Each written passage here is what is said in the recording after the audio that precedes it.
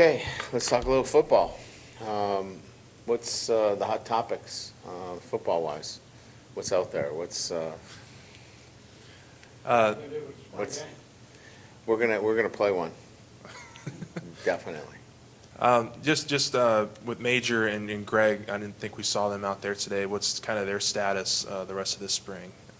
Greg is about 80% on the Alter G, 80% of his body weight. He had a sprained ankle that was, giving him, some aggravation. So we just kind of shut him down and try to get him back to 100%. Major has more of an injury. He had that ankle injury, and he's kind of re-injured that. So we're going to shut him down for the spring. We'll have those guys back for, all of their full training. But, that's just why you're seeing young guys out there playing safety. So we wanted to get healthy at those positions more so. I think we won't practice Major again, but we'll probably get Greg back out there this weekend. Hey, Coach, how did you enjoy working with Matt House your first year? What kind of job did he do, in particular, halftime adjustments, and how much are you looking forward to working with him in year two? Well, he's easy to communicate with. I think that in any kind of coaching situation that I've had, I wanted somebody that I was familiar with in terms of his demeanor, personality, which I was, and the system of defense that I was familiar with. So we had that going in,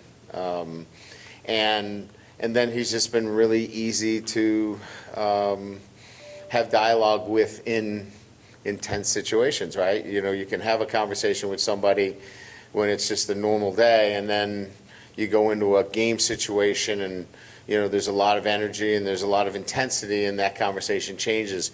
He's the same person all the time, and that makes it easier for me as a head coach to have those kinds of conversations, and makes it really effective for us to, if we do need to make any kind of changes or adjustments at half, we can get to the point, make those, and then he can communicate that to the players.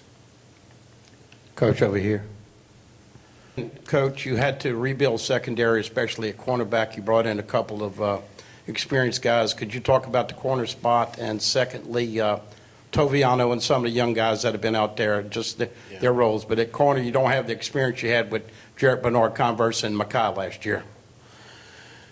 Yeah, I mean, we have a little bit of experience in a sense that these guys, if you take Alexander and you take, you take Denver, those guys have played, some football for us.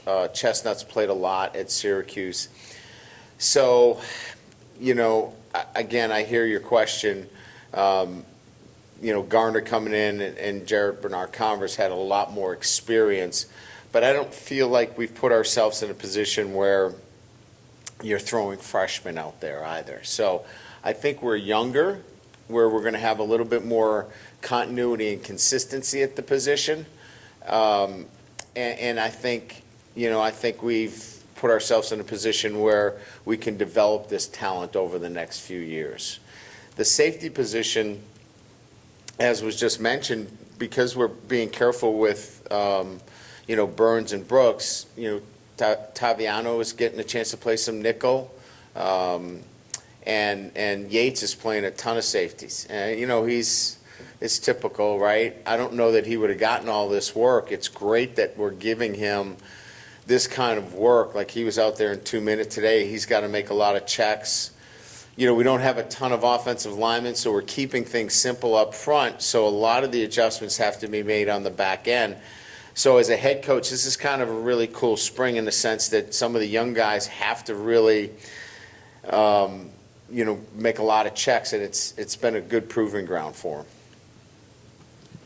Coach, the pursuit of a defensive line coach, is it the time of year a hindrance at all? Are you shocked by the number of people maybe you're hearing from interested, and what's the time frame overall, the look for one? Yeah, yeah, we wanted to get through the spring. You know, we feel like we're in a great situation with Gerald Chapman, you know, on staff. So there was no like rush. We've got to go find a defensive line coach. He'll be a candidate for the position as well. But we'll begin that process once we finish up the spring calendar for us, and then we're on the road, so we can get on the road and get to, you know, candidates and make it a whole lot easier. So, you know, expect something within the next, you know, 3 weeks or so. And yeah, it's LSU. I mean, we've got, you know, a great list of candidates that have interest in. Hey, Coach, how much has Omar Speights helped out with Harold Perkins with his transition? And is there any sort of worry that, you know, not using Harold as much as a pass rusher sort of takes away something from your defense? Who says we're not going to use him as a pass rusher? As much, at least. As much? Yeah. You know, I think you're going to see him as active as he's been, and maybe just in a different fashion. If you just line him off the edge, they're going to, I mean, everybody's going to game plan for him. I think we put him in a better position at the linebacker position, and then we can move him around on third down. So I think he's going to be as active as any time that we've had Harold. He just has other responsibilities now that he hadn't had before. Omar is just a great compliment, and Greg Penn. Greg's had a really good spring as well. So the three of those guys have really done a nice job. Weeks has done a really good job. So, you know, we've really gone from, you know, a position where we were concerned to a position where we feel really strong, and that Harold now really getting down the nuances of that linebacker position actually gives us a lot more in the playbook that we can do with him from that position than just lining him up off the edge. Coach, how has Ricky Collins kind of grasped everything since he's came here, being an early enrollee? Yeah, I know it's a cliche, but it's, you know, he's drinking through a fire hose. I mean, it's a lot for him right now, but he's, you know, he's smart, and he's picking up, you know, the pieces of the offense as quickly as he can. But he has two guys that are just, you know, exceptional and elite in so many ways, and Jaden and Nussmeier, that, you know, you see those two guys and then Ricky, and it's just there's a difference, not in athletic ability, not in, you know, skill set. He's got all the skills. It's just going to take him a little time. It's great that he was here for the spring, because this is going to help him immensely going into the fall, because let's face it, I mean, 3 quarterbacks is barely enough, you know, from that perspective. So he's going to have a really good off season here, and hopefully that's really going to put him in a better position where there's parts of the playbook that he can master going into the fall. Brian, I guess you're 2/3 of the way through. Yeah. And you're missing a lot of key pieces on Yeah. offense, but how have you seen the offense come along, and a little bit of, you know, what Nussmeier and Yeah. Jaden Daniels are going through? Yeah, I would say this. It's been really good to integrate the freshman wide receivers. You know, getting a chance to see them as part of what we're doing has been really, really important. Both freshman tight ends has been an important piece to this offensive development for us as well. I think from an offensive line standpoint, getting Bordelon into a position where it's consistent for him at center has been really good for us in that respect.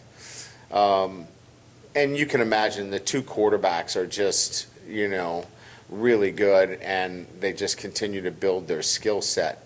Holly at the running back position has been a really good spring for him to learn protections, because he's got really good vision and really good ability to see the hole.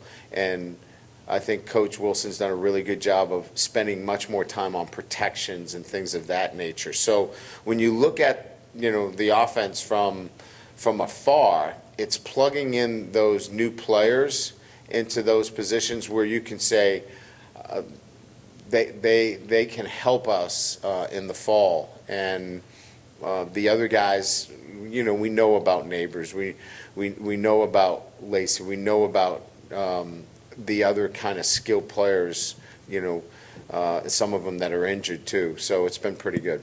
And you mentioned the freshman wide receivers. Jalen Brown hasn't been out here the last couple of times. Yeah, he's got a hamstring that, it was a grade 1+, but he was out there today. I think we'll have clearance for him on Friday, for him to get back into full activities. Hey, Coach. The transfer portal, you had some really talented guys come out of the transfer portal. How have they adjusted to the program and how y'all do things and adjusted to the fundamentals that you put in place? Well, it's a good question because, you think that after year one that it's an easy climb to the next stage of your program, but we did bring in a significant amount of freshmen at mid-year and transfers. So it was important that we kind of made sure that we hit it with another coat of paint, if you will, because we didn't want to move too quickly past some of the real important principles of building our program and our process. So we've gone slowly. We've kind of gone over the same things that we did last year with this team, so we're building that foundation stronger. But we had a lot of new faces that we wanted to make sure we got things right with them. And I'm glad we did because there were some things that were not, exactly the way I wanted them in terms of the way we practiced the first few days, and they've picked up and understand that now. On the transfer portal, I guess it's about to open again. I know you've got Mason Lunsford coming in this summer. Yes. Has the needs changed from where they were when you got done with the first signing or the first window to this one? Do you have like an updated preference of what you're looking for? I still think that there's a couple of needs on defense, and I think we're still maybe interested on the offensive line. I think there's still an interest to add to our offense. But I would say that we're guarded at this period of time as to, somebody that's going to make a difference in an LSU football lineup. These are probably going to be guys that can add depth to what you're doing. I don't think you can go out there swinging for a starter that's going to come in and change the trajectory of your starting lineup. These are guys that can contribute and be part of your depth, and I think that's kind of what we're looking at. Hey, Coach, I was curious, you kind of touched on Ricky Collins and what you're looking from him this spring. What about the other two quarterbacks, and Jaden and Garrett? What are the biggest things that you can see them improving on the rest of the practices? Both of them have a list of things that they want to work on. Jaden's been pushing the ball down the field, trying to really work on quick identification and one-on-one matchups down the field. Garrett is just, discipline and progression reads. So each one of them has some things that Joe Sloan has laid out for him and Mike Denbrock in terms of what they want them to work on specifically, and that's kind of how we've scripted them as well, and they've done a really good job of working on those things. Coach, to this point in spring, how have you seen Noah Kane, the young running back, step up at a position where y'all have been as thin as you have been? Noah's been a great leader. I mean, I think he leads by example in the way he practices. He practices hard. He does it the right way, and I think that sets a great example for Trey. And look, the rest of the running back group is, they're walk-ons that are really valuable to us, and all of them. And we really appreciate, their efforts in terms of what they're doing for us because they're getting significant work. But when you talk about those two in particular, I think, Noah's been a great mentor to Trey and showing him how to do things the right way every single day and every single practice. Good? All right, thank you. Appreciate it.